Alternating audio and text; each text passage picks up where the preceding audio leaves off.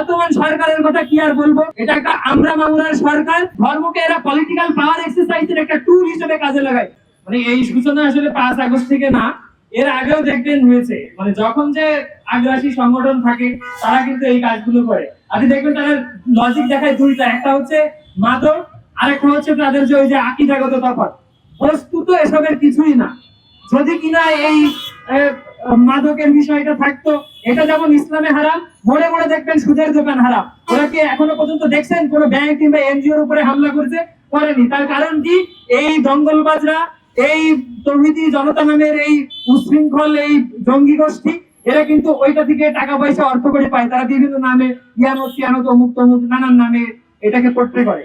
আরেকটা বিষয় হচ্ছে আপনার আকীদাগত তফাতের কথা যদি বলা হয় যে ইসলামে তাদের এটা হারাম সেটা হারাম, আপনারা খেয়াল করে দেখবেন তাদের অঙ্গনের যে লোক, তাদের পেরিফেরির যে লোক, খেয়াল করে দেখবেন যে আমাদের নবীজির সহধর্মীর নামে উল্টোপাল্টা কথা বলছে, নবীজিকে নিয়ে উল্টোপাল্টা কথা বলছে, তাদের উপরে কখনো হামলা করছে? তাদের সভা সমাবেশে হামলা করছে?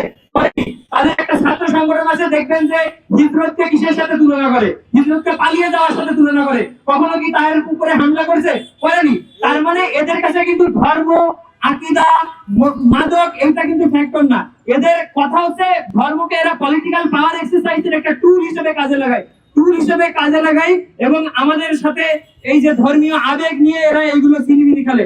আর বর্তমান সরকারের কথা কি আর বলবো, এটা এখন সবাই জানে। এটা একটা আমরা মামুনার সরকার এবং তারা মিলেমিশে এই যে মানুষের ভিন্ন মত দমন করবে এবং তাদের যারা পোষ মানবে না, তাদেরকে যারা সিজদা দেবে না, তারা প্রতিহত করবে এইভাবেই। কিন্তু এই বাংলাদেশ আমাদের সবার।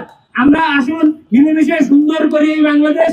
এবং ছাত্র ফেডারেশনে যেহেতু এখানে মানে সময়ও কম আর আমার হাতে মাইক্রোফোন আসলে ছাড়তেও ইচ্ছে করে না, যে দাবিগুলো জানাচ্ছে ছাত্র ফেডারেশন, এটার সাথে সংহতি প্রকাশ করছি। এই যে ক্ষতিপূরণের দাবি, তারপরে তাদের যে এই যে গ্রেপ্তারের দাবি, এটা আপনারা মিডিয়া কর্মী আছেন, দেখেন আপনাদের মিডিয়ায় আছে যে কারা ছায়ানট, কারা হচ্ছে উদিসি, কারা প্রথম আলো, কারা ডেইলি স্টারে হামলা চালাতে বলছে। তো এটা কারা এগুলো করেছে আমরা সবাই জানি। আপনারাও দাবি তুলেন, আমরাও দাবি তুলছি যে এদেরকে, এই দঙ্গলবাজদের গ্রেপ্তার করুক ক্ষতিপূরণ দিক সরকার। আর কথা বাড়াচ্ছি না, ছাত্র ফেডারেশনকে আবারও ধন্যবাদ।